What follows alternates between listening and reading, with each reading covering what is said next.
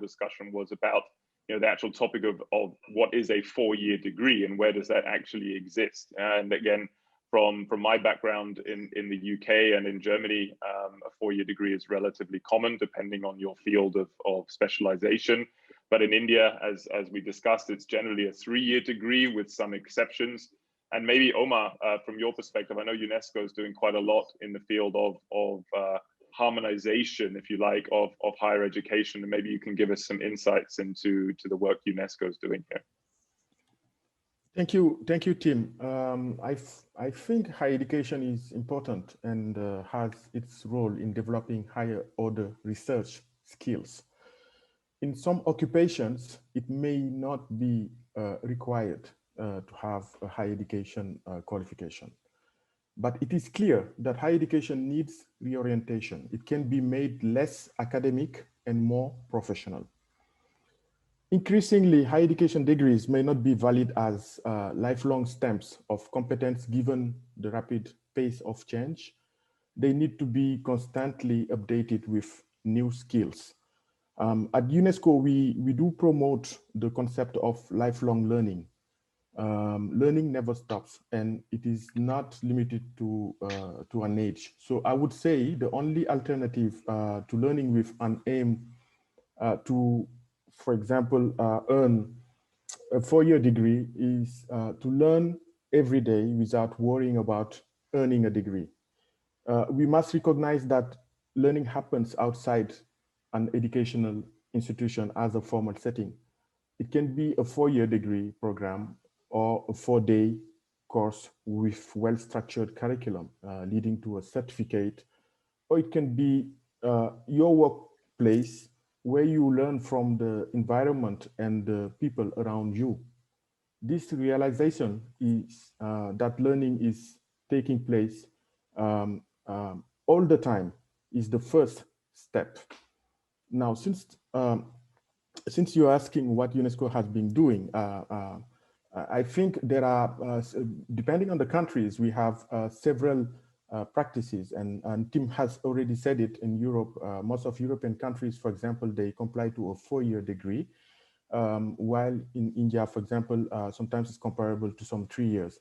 So UNESCO has created what we adopted with the member states. So the countries, they voted at UNESCO, what we call the Global Convention on Higher Education. So basically, the Global Convention on Higher Education is a normative instrument that all the countries now are going to ratify. They will have national processes for the ratification of that Global Convention on Higher Education, which will put some kind of organization of what is needed actually to complete a degree. But we are moving towards to have alternatives to a traditional degree program.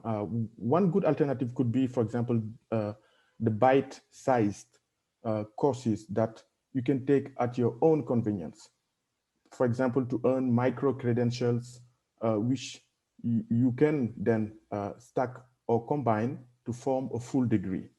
So a more flexible and customized way to learn and to earn a 4-year degree over any span of time. It could be shorter or longer than 4 years, but the key is that you earn a small part of the degree at a time, and that there could be many combinations possible to earn the same degree.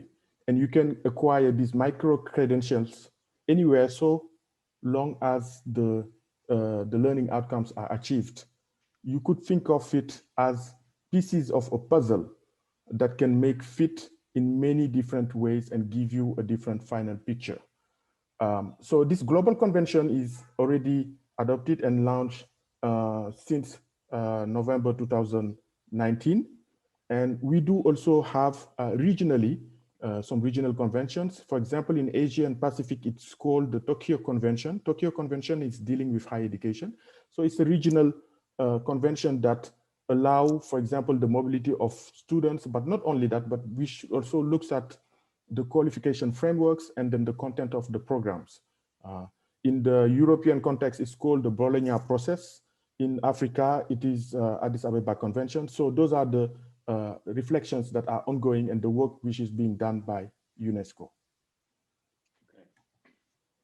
Yeah, very good, very interesting insights. Yeah, I mean, it's again a mammoth task, but I think clearly, as you said, learning is continuous. Yeah, and I think if people recognize that learning is something that you have to continue as technology changes every day, and adoption of new technologies is so fast. I think as that being the baseline principle of learning, I think it's sounds like the right way to go. So thanks for that insight.